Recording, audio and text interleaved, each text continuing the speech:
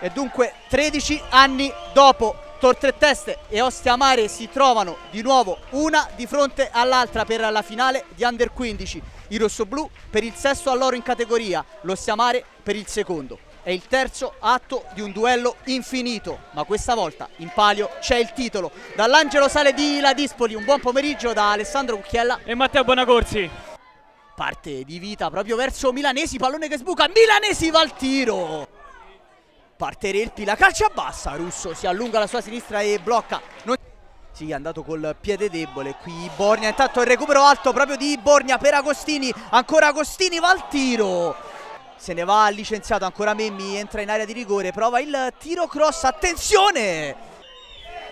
Ragazzoni contro Russo, va Ragazzoni! Russo risponde presente, addirittura la blocca. Parte Kiss, si ferma Kiss, apre il piattone. Prende la rincorsa, l'attaccante in maglia numero 7. Va Coccia, gol!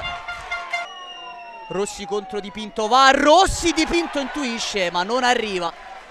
Prende la rincorsa Sergi, Sergi contro Russo, va Sergi che incrocia! Che parata di Russo! Fischia l'arbitro, va Milanesi, grande la personalità qui del capitano.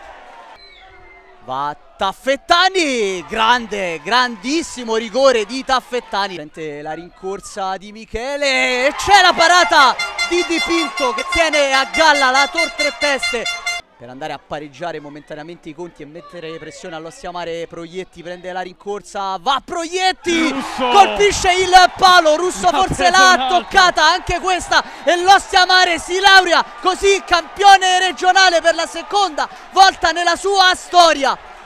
Decisivo il portiere biancoviola con 2 rigori parati e sembra averci messo lo zampino anche sul terzo di Proietti che si è andato a stampare sul palo. Coppa verrà consegnata nelle mani di Milanesi ed ecco che Capitan Lorenzo Milanesi alza al cielo di Ladispoli la coppa. L'Ostia Mare sale sul tetto della regione in Under 15 e si laurea campione